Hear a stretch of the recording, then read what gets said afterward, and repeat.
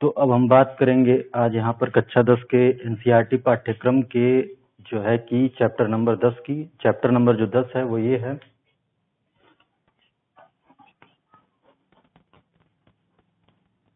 प्रकाश।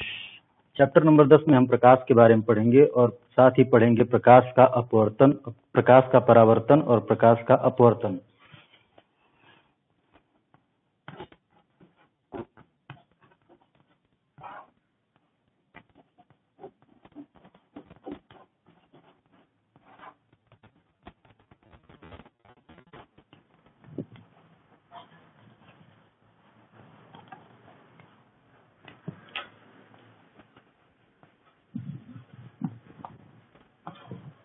तो सबसे पहले तो हम ये बात करते हैं कि प्रकाश क्या होता है, ठीक।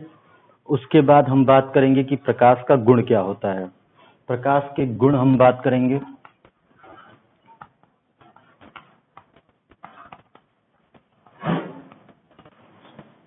उसके बाद हम बात करेंगे परावर्तन की, परावर्तन के नियम, गोलीय पृष्ठ से परावर्तन, समतल दर्पण से परावर्तन। उसके बाद हम बात करेंगे अपवर्तन, अपवर्तन क्या होता है, अपवर्तन के नियम क्या होते हैं, अपवर्तन जो है लेंस द्वारा हम अपवर्तन देखेंगे।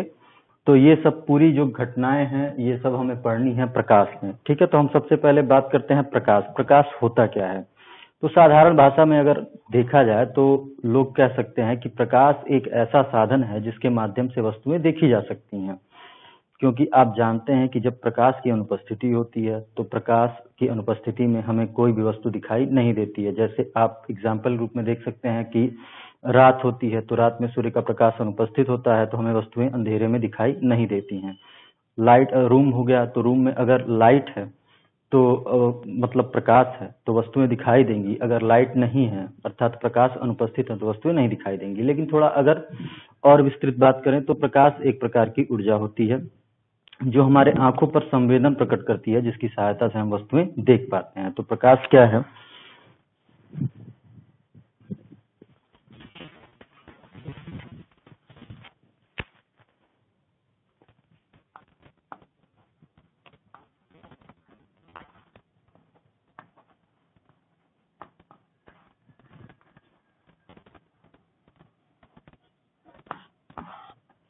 प्रकाश एक ऊर्जा है, ठीक है। प्रकाश जब हमारी आंखों पर पड़ता है तो हमारी आंखों पर संवेदना प्रकट करता है, जिसके सहायता से हम वस्तुएं देख सकते हैं। अब प्रकाश के द्वारा वस्तुएं दिखती कैसे हैं, ये हम अगर प्रक्रिया समझें तो मान लीजिए ये सूर्य है, यहाँ पर कोई वस्तु है और यहाँ आंख हो गई, देख लेते हैं। तो जब सूर्य का प्रकाश इस वस्तु पर आता है, ठीक है, तो इस वस्तु पर सूर्य का प्रकाश पहले आपतित होता है, फिर यहाँ से यह परावर्तित होता है और यह जब वस्तु से प्रकाश की किरणें परावर्तित होकर हमारी आंखों पर पड़ती हैं तब हमें वो वस्तु दिखाई देती है। तो इस प्रकार से आपको जो भी वस्तुएं दिखाई दे रही हैं वह प्रकाश की सहायता से दिखाई दे रही हैं। कोई भी वस्तु हमें दिखाई कैसे दे रही है?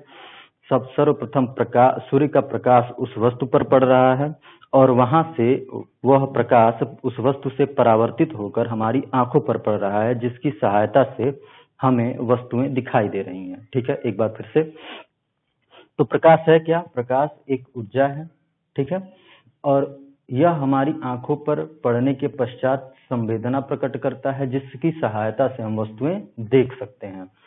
तो प्रकाश से हम वस्तुओं को कैसे देख पाते हैं? तो ये सूर्य का प्रकाश आ रहा है, यहाँ पर एक वस्तु है, ये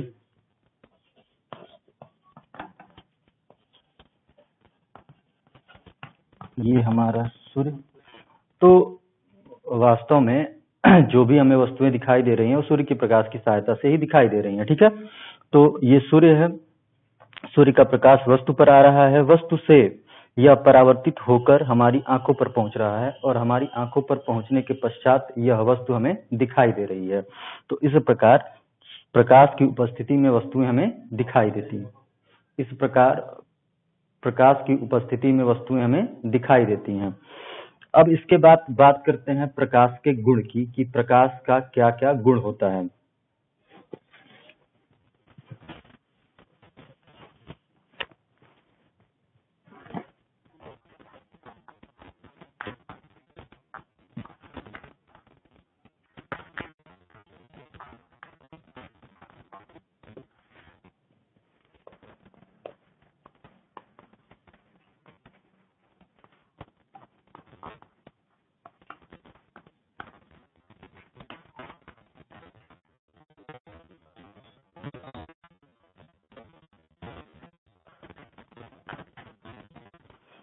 तो सबसे पहली बात ये होती है कि प्रकाश सीधी रेखा में गमन करता है, ठीक है।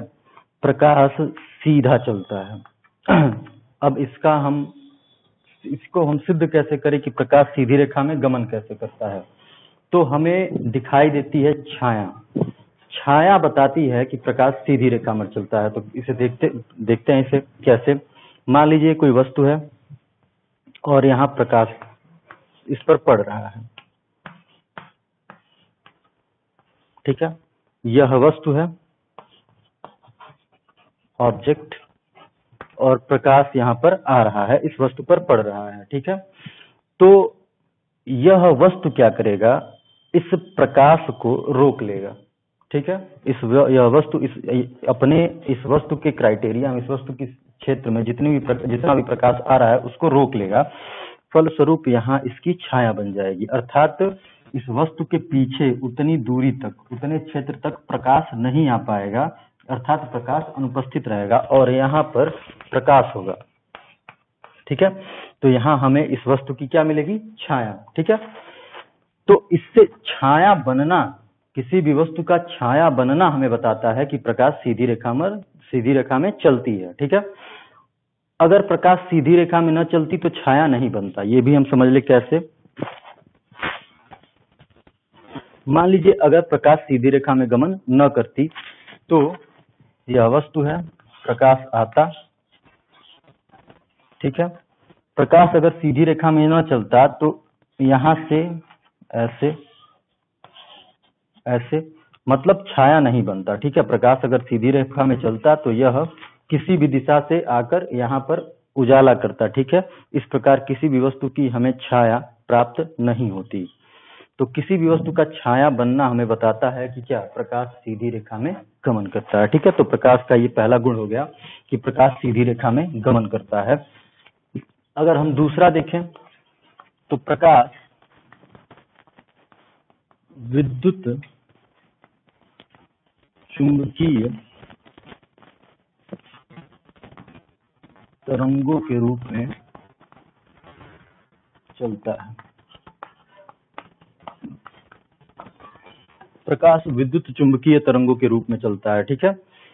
विद्युत चुंबकीय तरंगों को चलने के लिए किसी भी माध्यम की आवश्यकता नहीं होती है। विद्युत चुंबकीय तरंगों के बारे में हम 12 में जो है कि इसके बारे में विस्तार पूर्वक दिया गया है। अभी आप विद्युत चुंबकीय तरंगें क्या होती हैं, तो जब कोई आवेश किसी विद्युत चुंबकीय क्षेत्र में गति करता है तो वहां से विद्युत चुंबकीय तरंगें निकलती हैं, ठीक है। तो अभी हमें उतना समझने की जरूरत नहीं है, हमें बस इतना जानना है कि प्रकाश विद्युत चुंबकीय तरंगों के रूप में चलता है। विद्युत चुंबकीय तरंगों को चलने के लिए किसी भी माध्यम की आवश्यकता नहीं होती है, ठीक है। तो अर्थात यहाँ से ये निकल गया कि प्रकाश को चलने के लिए भी किसी भी माध्यम की आवश्यकता नहीं होती है, अर्थात प्रकाश किसी माध्यम के में चलेगा ही चलेगा, अगर माध्यम नहीं है अर्थात निर्वात है तब भी वह गमन करेगा, ठीक है। तीसरा, निर्वात में प्रकाश की चाल होती है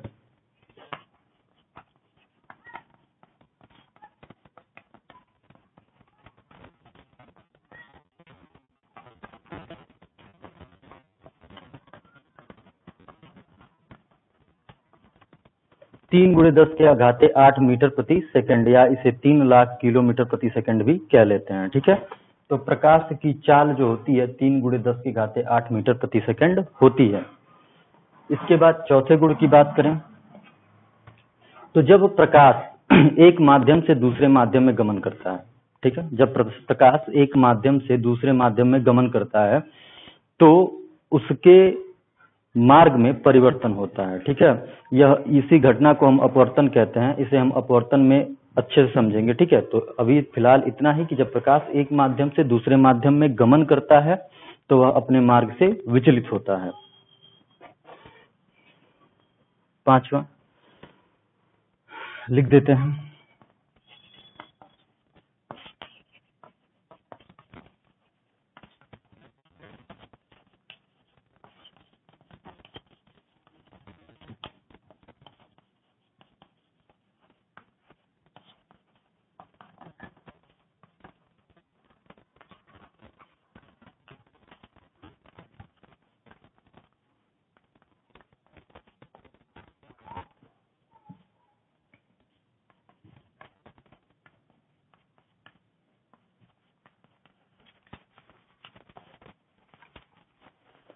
जब हम अपवर्तन पढ़ेंगे तो हम इसमें और भी घटनाएं पढ़ेंगे, केवल इतना ही नहीं, हम अपवर्तन पढ़ेंगे तो ये समझेंगे कि जब प्रकाश एक माध्यम से दूसरे माध्यम में जाता है तो क्या क्या परिवर्तित होता है, क्या नहीं परिवर्तित होता है। ठीक है, अगर वह एक माध्यम से दूसरे माध्यम में जा रहा है तो विचलन होगा, तो विचलन किधर होगा। ठीक है, ये सारी बातें हम पढ़ेंगे प्रकाश के अपवर्तन में। तो फिलहाल अभी हम बस इतना जानते हैं कि गुण में बस इतना हमें जानने की जरूरत है कि जब प्रकाश एक माध्यम से दूसरे माध्यम में गमन करता है तो अपने मार्ग से विचलित हो जाता है। ठीक है, अब हम पांचवें गुण की बात करें तो प्रकाश की द्वैधी प्रकृति, डुअल नेचर ऑफ लाइट की बात करते हैं।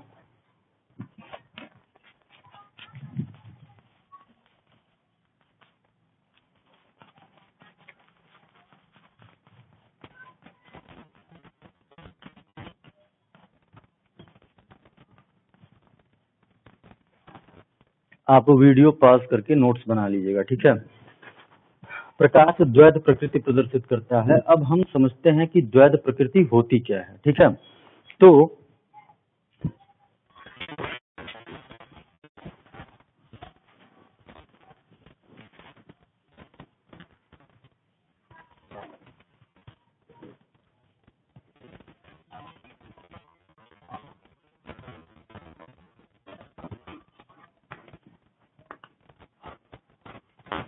प्रकाश की द्वैधी प्रकृति यानी डुअल नेचर ऑफ लाइट। तो प्रकाश दो प्रकृति शो करता है। ठीक है, एक पार्टिकल कैरेक्टर मतलब कण की प्रकृति,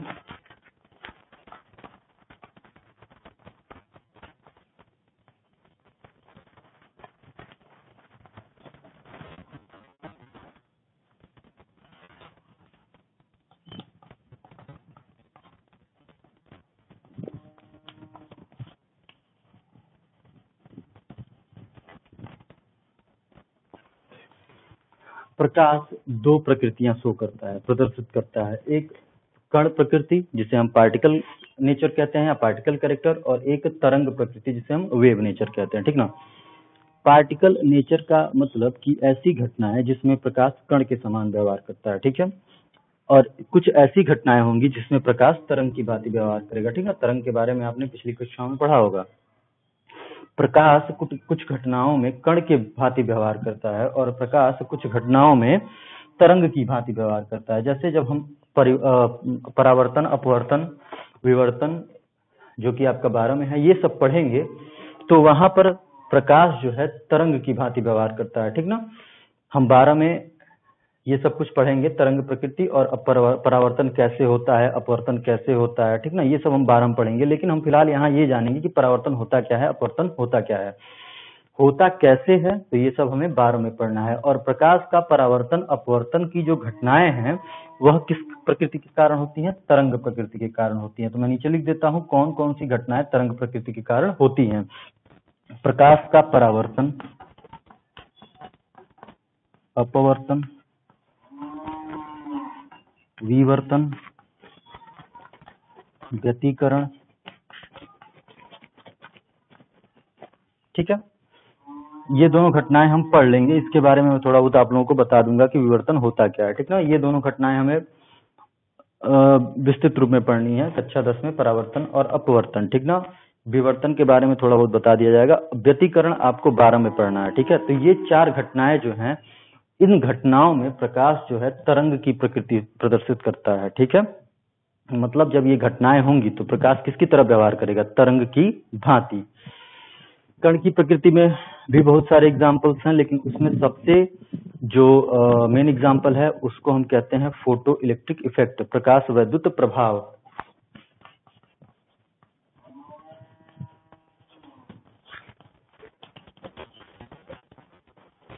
फोटो इलेक्ट्रिक इफेक्ट जिसे हम कहते हैं प्रकाश वैद्युत प्रभाव।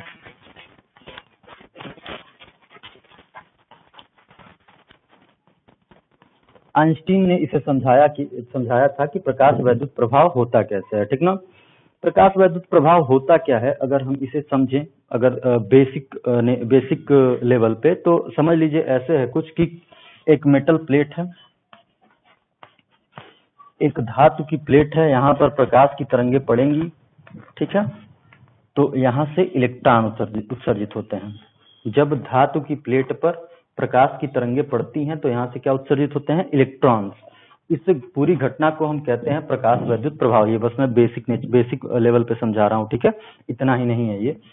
तो इसे हम कहते हैं प्रकाश वैद्युत प्रभाव। तो इसको, ये घटना होती है प्रकाश के कण प्रकृति के कारण, और उस कण को कहा जाता है फोटॉन्स, ठीक ना। यहाँ पे हमें फोटॉन्स के बारे में पढ़ना पड़ेगा। फोटॉन्स होते क्या हैं? तो प्रकाश, जब हम फोटॉन्स की बात करेंगे तो हम ऐसे कह सकते हैं कि प्रकाश ऊर्जा के छोटे छोटे पैकेट्स के रूप में चलता है। उन ऊर्जा के छोटे छोटे पैकेट्स को हम फोटॉन्स कहते हैं, ठीक है। और यही फोटॉन्स उत्तरदायी होते हैं यहाँ इस मेटल प्लेट से इलेक्ट्रॉन के निकलने में। ये जब फोटॉन्स यहाँ पड़ते हैं और तो यहाँ से इलेक्ट्रॉन्स निकलता है, ठीक ना। इसकी पूरी क्रियाविधि हम 12 में पढ़ेंगे, ठीक है। तो इस घटना को हम कहते हैं फोटो इलेक्ट्रिक इफेक्ट, ठीक है। तो मैं फिर से एक बार बता रहा हूँ कि देखिए, प्रकाश दो तरह की प्रकृति को प्रदर्शित करता है, ठीक ना। डुअल, उसे हम कहते हैं डुअल नेचर ऑफ लाइट, प्रकाश की द्वैधी प्रकृति।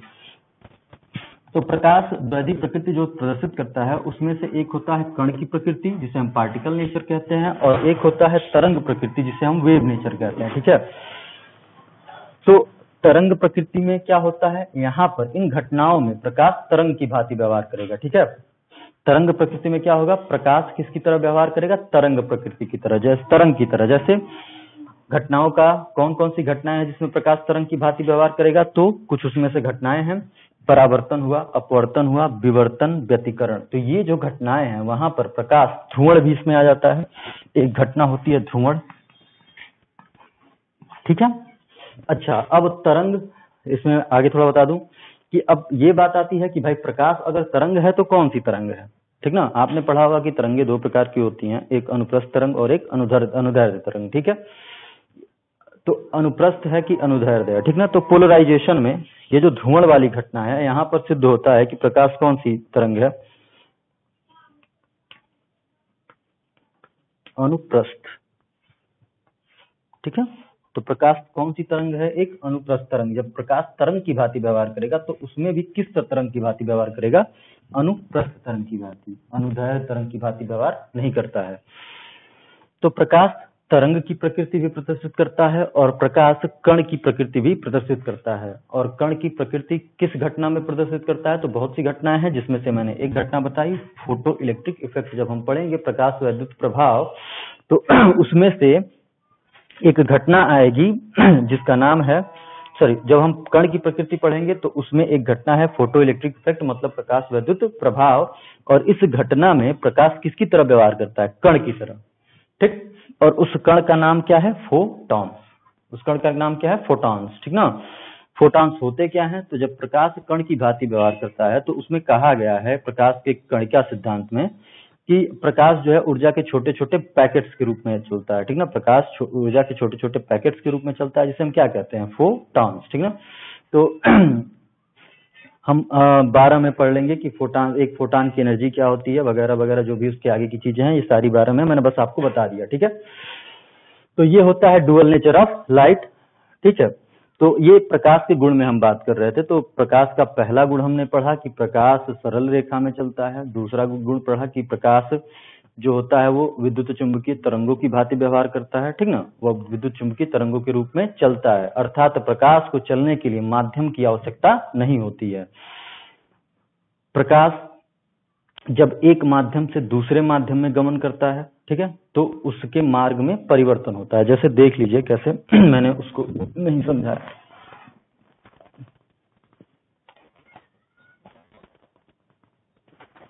ये मैं समझा रहा हूं कि प्रकाश एक माध्यम से दूसरे माध्यम में जाता है तो कैसे उसके मार्ग में विचलन होता है, ठीक है। तो मान लीजिए ये एक माध्यम है वायु। माध्यम क्या होता है, माध्यम वो होता है जिसमें प्रकाश गमन करता है, ठीक ना। प्रकाश जिसमें गमन करता है उसे हम क्या कह देंगे, माध्यम। माध्यम को हम आगे चल के दो भागों में बांटते हैं, सघन माध्यम, विरल माध्यम। हम सारा बता देंगे, लेकिन अभी हम प्रकाश के गुण में हम बात कर रहे हैं। तो वायु है और यहाँ पर मान लीजिए जल है, ठीक है। ये वायु है और ये जल है, तो ये दो अलग अलग माध्यम हुए, ठीक ना। वायु एक एयर है, जल लिक्विड है, तो ये दोनों अलग अलग माध्यम है, ठीक ना। तो माध्यम से दूसरे माध्यम में आएगा, ठीक है। तो इसके मार्ग में परिवर्तन होगा। कैसे होगा? इसे जाना चाहिए ऐसे सीधा, लेकिन ये सीधा नहीं जाएगा, या तो ये, इसे हम अभिलंब कहते हैं, अभिलंब की तरफ आएगा ये, या ये अभिलंब से दूर जाएगा। ठीक है, तो जब अपवर्तन पढ़ाया जाएगा तो हम बताएंगे कि कब यह अभिलंब की तरफ आएगा और कब यह अभिलंब से दूर जाएगा। तो मैं प्रकाश के गुण में ये बता रहा था कि जब प्रकाश एक माध्यम से, ये माध्यम 1 है, ये माध्यम 2 है, प्रकाश जब एक माध्यम से दूसरे माध्यम में जाता है तो अपने मार्ग से क्या हो जाता है? विचलित हो जाता है। ठीक है, इससे प्रकाश का बाद में हम अपवर्तन कहेंगे। ठीक है, प्रकाश में ये विभिन्न घटनाएं हैं, परावर्तन होता है, अपवर्तन होता है, विवर्तन, व्यतिकरण, प्रकाश विद्युत प्रभाव, ये प्रकाश में होने वाली विभिन्न घटनाएं हैं। इसके बाद हमने ये भी बताया कि प्रकाश का जो निर्वात में चाल होता है, निर्वात में प्रकाश की जो चाल होती है वो कितनी होती है? 3 × 10⁸ मीटर प्रति सेकंड या 3 लाख किलोमीटर प्रति घंटा। उसके बाद से अपवर्तन में हम थोड़ा और समझ लें कि जब प्रकाश एक माध्यम से दूसरे माध्यम में जाता है तो उसके चाल में परिवर्तन होता है। ठीक है, चाल में, तरंगदैर्घ्य में परिवर्तन होता है, उसकी जो आवृत्ति होती है वो परिवर्तित नहीं होती है। ठीक है, इसको प्रकाश के अपवर्तन में हम पढ़ लेंगे विस्तृत रूप में। ठीक है, तो ये हुआ प्रकाश का गुण, इसे आप पॉज करके नोट कर लीजिएगा। ठीक है, तो ये प्रकाश का गुण रहा। हमने बताया सबसे पहले प्रकाश क्या होता है, प्रकाश की परिभाषा, उसके बाद हमने बता दिया कि प्रकाश का गुण क्या क्या है। ठीक है, प्रकाश के गुण में 5-6 गुण आपके सामने हमने रखे, ये प्रकाश के गुण होते हैं। ठीक है,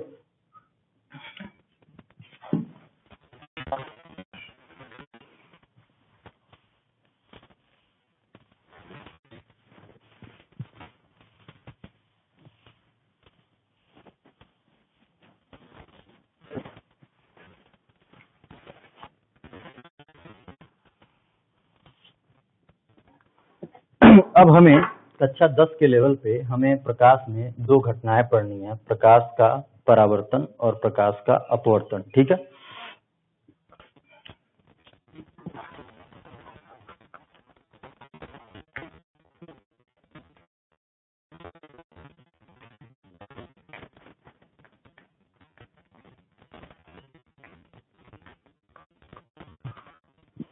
तो हम जानते हैं कि जैसे हमने बताया तरंग वाले प्रकृति, तरंग प्रकृति में कि प्रकाश जो है कुछ घटनाओं में तरंग प्रकृति प्रदर्शित करता है। ठीक है, तो उसमें सबसे पहले हमने घटना लिखी थी परावर्तन। ठीक है, तो यहाँ पर प्रकाश जो है तरंग प्रकृति प्रदर्शित करता है। ठीक है, बस हमें इतना ही जानना है यहाँ तक। ठीक, उसके बाद हम पढ़ेंगे परावर्तन क्या होता है, परावर्तन के नियम क्या क्या होते हैं।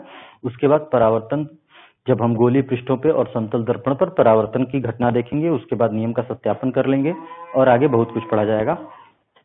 तो सबसे पहले हम प्रकाश का परावर्तन समझ लेते हैं कि प्रकाश का परावर्तन किसे कहते हैं। ठीक है, जब प्रकाश की किरण किसी चिकने या समतल तल पर पड़ती है, जैसे मान लीजिए ये एक समतल तल है, चिकना तल है, जिसे हम कहेंगे परावर्तक पृष्ठ, रिफ्लेक्टिंग सरफेस।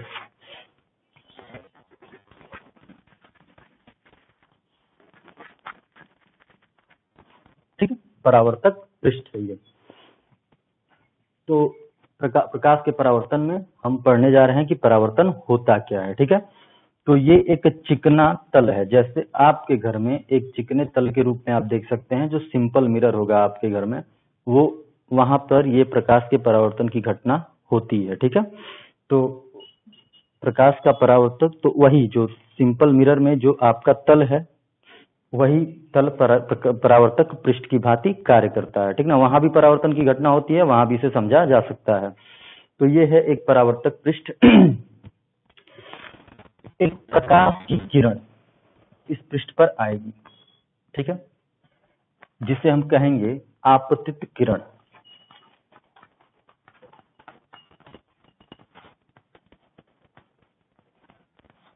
अंग्रेजी में इसको कह लेते हैं इंसिडेंट रे।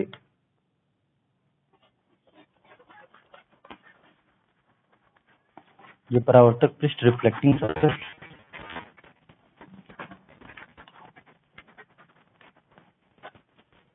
ठीक है, तो एक परावर्तक पृष्ठ है, वहां पर एक किरण आ रही है, प्रकाश की किरण आ रही है, उस किरण को हम कहेंगे आपतित किरण। वो किरण आएगी किसी बिंदु पर, परावर्तक पृष्ठ के किसी बिंदु पर आपतित होगी, तो जो बिंदु होगा उसे हम कहेंगे आपतन बिंदु।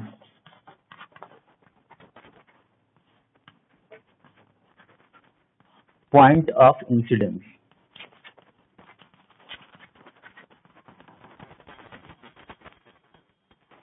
ठीक है, पॉइंट ऑफ इंसिडेंस।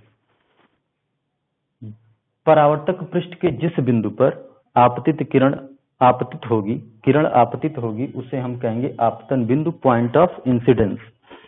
अब यहाँ पर प्रकाश इस पृष्ठ पर आएगी, यहाँ टकराएगी और यहाँ से परावर्तित हो जाएगी, निकल जाएगी। तो यह आपतित किरण, इसे कह लेंगे परावर्तित किरण।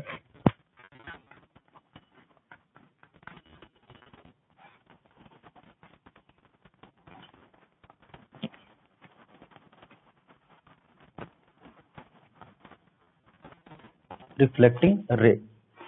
यह आपतन बिंदु है। यहाँ पर हम एक लंब रेखा खींचेंगे और इस लंब रेखा को हम कहेंगे अभिलंब।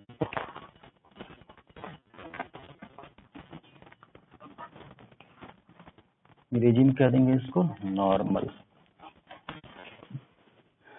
तो क्या क्या, जो किरण आई उसको आपतित किरण, जो किरण गई परावर्तित होने के बाद उसे परावर्तित किरण, जिस बिंदु पर आई उसे आपतन बिंदु, पॉइंट ऑफ इंसिडेंस, जिस पृष्ठ पर यह घटना हो रही है उसे हम कहेंगे परावर्तक पृष्ठ, रिफ्लेक्टिंग सरफेस। तो आपको दिख रहा होगा कि इस अभिलंब और इस आपतित किरण के बीच एक कोण बन रहा है। इस कोण को हम कहते हैं आपतन कोण, एंगल ऑफ इंसिडेंस।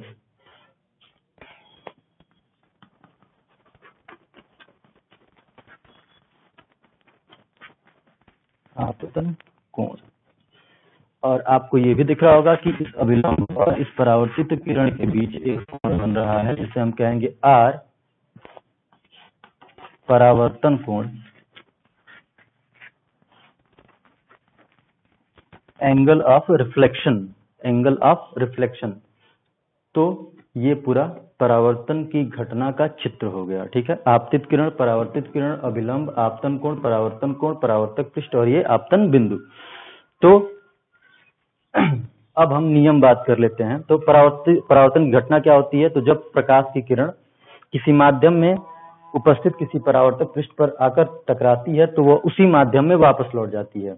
यह प्रकाश की किरण जिस माध्यम में आई उसी माध्यम में वापस लौट गई, इस घटना को हम परावर्तन की घटना कहते हैं। फिर से, जब प्रकाश की किरण किसी माध्यम में चलते हुए किसी परावर्तक पृष्ठ से टकराती है तो पुनः उसी माध्यम में वापस लौट जाती है, प्रकाश संबंधी इस घटना को हम परावर्तन की घटना कहते हैं। अब ये परावर्तन की ये घटना हो गई, इसके दो नियम होते हैं। ठीक है, तो आज यहीं तक पढ़ेंगे। कल दो नियम अपवर्तन की घटना हम कल देखेंगे।